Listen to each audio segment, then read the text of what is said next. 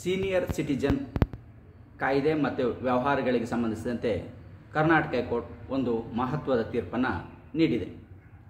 Senior citizen ಅವರಿಗೆ ಮೋಸ ಆಗಿದೆ, ಅವರು ನೀಡಿದಂಥ ಗಿಫ್ಟ್ ಡೀಡ್ಗಳಾಗ್ಬೋದು, ಅದು ಯಾವುದೇ ಒಂದು ರೀತಿಯ ಪರಭಾರೆಗಳಾಗಿರ್ಬೋದು, ಅಥವಾ ಮಕ್ಕಳಿಗೆ ಅಥವಾ ತಮ್ಮ ವಾರಸುದಾರರಿಗೆ ತಮ್ಮನ್ನು ನೋಡ್ಕೊಳ್ತಾರೆ ಅಂತ ನಂಬಿಕೆಯನ್ನು ಇಟ್ಟುಕೊಂಡು ಮಾಡಿದಂಥವರು ಮೋಸ ಮಾಡಿದಂಥ ಸಂದರ್ಭದಲ್ಲಿ ಉಂಟಾಗುವ ಗೊಂದಲಗಳಿಗೆ ತೆರೆ ಎಳೆಯುವ ಒಂದು ವಿಚಾರಕ್ಕೆ, ಅಂದರೆ ಆ ರೀತಿ ಮಾಡದಂಥದ್ದು ಯಾವಾಗಿನಿಂದ ಪ್ರಕರಣಗಳನ್ನು ದಾಖಲು ಮಾಡ್ಬೋದು, ಯಾವ ಪ್ರಕರಣಗಳನ್ನು ದಾಖಲು ಮಾಡಲಿಕ್ಕೆ ಆಗಲ್ಲ ಅನ್ನೋದಕ್ಕೆ ಸಂಬಂಧಪಟ್ಟಂತೆ ಅಂದರೆ ಒಂದು ಟೈಮ್ ಲೈನನ್ನು ಕರ್ನಾಟಕ ಹೈಕೋರ್ಟ್ ತನ್ನ ಒಂದು ಮಹತ್ವದ ತೀರ್ಪಿನಲ್ಲಿ ಹೇಳಿದೆ.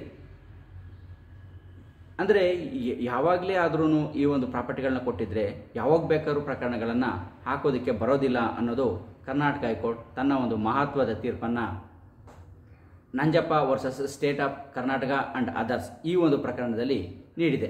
ಈ ಪ್ರಕರಣದ ಪೂರ್ತಿ ಜಡ್ಜ್ಮೆಂಟನ್ನು ಡಿಸ್ಕ್ರಿಪ್ಷನ್ ಬಾಕ್ಸಲ್ಲಿ ಕೊಟ್ಟಿದ್ದೀನಿ. ಆ ಲಿಂಕ್ ಮೇಲೆ ಕ್ಲಿಕ್ ಮಾಡಿ ಪೂರ್ತಿ ಜಡ್ಜ್ಮೆಂಟನ್ನು ನೋಡ್ಬೋದಾಗಿರುತ್ತೆ. ಈ ಜಡ್ಜ್ಮೆಂಟ್ನ ಪೂರ್ತಿ ಅಂಶವನ್ನು ನಾನು ಈ ವಿಡಿಯೋದಲ್ಲಿ ನಿಮಗೆ ತಿಳಿಸ್ಕೊಡ್ತೇನೆ. ನನ್ನ ವಿಡಿಯೋನ ಕೊನೆಯವರೆಗೂ ನೋಡಿ. ನಿಮಗೆ ಇಷ್ಟ ಆಗಿದ್ದರೆ ಲೈಕ್ ಮಾಡಿ, ಇಲ್ಲಾಂದರೆ ಎಲ್ಲರಿಗೂ ಶೇರ್ ಮಾಡಿ. ಹಾಗೆ ಕಾನೂನಿನ ಅರಿವು ಎಲ್ಲರಿಗೂ ಸಿಗುವಂತಾಗಲಿ. ನೀವಿನ್ನೂ ನಮ್ಮ ಚಾನಲ್ಗೆ ಸಬ್ಸ್ಕ್ರೈಬ್ ಆಗಿಲ್ಲ ಅಂದರೆ ಸಬ್ಸ್ಕ್ರೈಬ್ ಆಗಿ ಬೆಲ್ ಬಟನನ್ನು ಪ್ರೆಸ್ ಮಾಡಿ. ಕಾನೂನಿನ ಅರಿವಿನ ಎಲ್ಲ ವಿಡಿಯೋಗಳು ನಿಮಗೆ ಮೊದಲು ತಲುಪುವಂತಾಗಲಿ.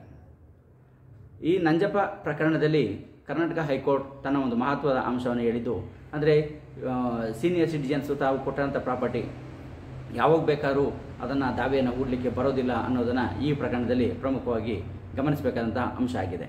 ಏಕೆಂತಂದರೆ ಈ ಒಂದು ಕಾಯ್ದೆ ಸೀನಿಯರ್ ಸಿಟಿಜನ್ ಆ್ಯಕ್ಟ್ ಏನಿದೆ, ಇದು 2007ರಲ್ಲಿ ಬಂದಿದ್ದು. ಈ ಕಾಯ್ದೆ ಬರೋದಕ್ಕಿಂತ ಮೊದಲು ಆಗಿರುವಂಥ ವ್ಯವಹಾರಗಳಿಗೆ ಈ ಕಾಯ್ದೆ ಅನ್ವಯ ಆಗೋದಿಲ್ಲ ಅನ್ನೋದನ್ನು ಪರಿಗಣಿಸಬಹುದಾಗಿರುತ್ತೆ.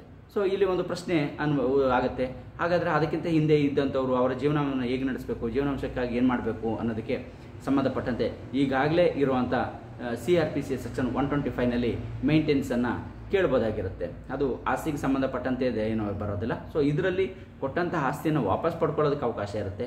ಆದರೆ ಮೇಂಟೆನೆನ್ಸನ್ನು ಕ್ಲೈಮ್ ಮಾಡೋದಕ್ಕೆ CRPC ಸೆಕ್ಷನ್ 125ನಲ್ಲಿ ಅವರು ಕೇಳ್ಬೋದಾಗಿರುತ್ತೆ. ಸೊ ಈ ಒಂದು ಜಡ್ಜ್ಮೆಂಟಿಗೆ ಸಂಬಂಧಪಟ್ಟಂತೆ ಹೇಳೋದಾದರೆ ಸೀನಿಯರ್ ಸಿಟಿಜನ್ಸು ಏನು ಸೆಕ್ಷನ್ 23ನಲ್ಲಿ ಅವರು ಒಂದು ಮೇಂಟೆನೆನ್ಸನ್ನು ವೆಲ್ಫೇರ್ಗಾಗಿ ಕೇಳ್ಬೋದಾಗಿ ಏನಿರುತ್ತೆ.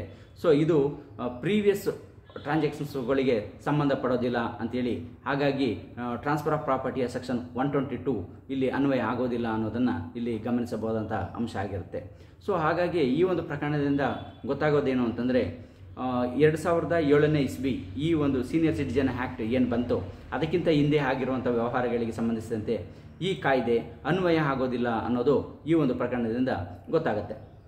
ಸೊ ಹಾಗಾಗಿ ಅದಕ್ಕಿಂತ ಹಿಂದೆ 2007ರಲ್ಲಿ ಈ ಕಾಯ್ದೆ ಬರೋದಕ್ಕಿಂತ ದಿನಾಂಕಕ್ಕಿಂತ ಹಿಂದೆ ಏನು ಟ್ರಾನ್ಸ್ಫರ್ ಆಗಿರುತ್ತೆ, ಸೊ ಅದಕ್ಕೆ ಅಪ್ಲಿಕೇಬಲ್ ಆಗಲ್ಲ ಟ್ರಾನ್ಸ್ಫರ್ ಆಫ್ ಪ್ರಾಪರ್ಟಿಯ ಸೆಕ್ಷನ್ 122 ಅಂಥೇಳಿ ಈ ಒಂದು ಪ್ರಕರಣದಲ್ಲಿ ತಿಳಿಯಬಹುದಾಗಿರುತ್ತೆ. ಸೊ ಹಾಗಾಗಿ ಪ್ರಕರಣಗಳನ್ನು ದಾಖಲು ಮಾಡಬೇಕಾದ್ರೆ ನೀವು ನೀಡಿದಂಥ ಆಸ್ತಿ ಆಗಿರ್ಬೋದು ಅಥವಾ ಸೊತ್ತಾಗಿರ್ಬೋದು, ಗಿಫ್ಟ್ಗಳಾಗಿರ್ಬೋದು, ಇನ್ನಿತರೆ ಪರಭಾರೆಗಳೇ ಆಗಿರ್ಬೋದು.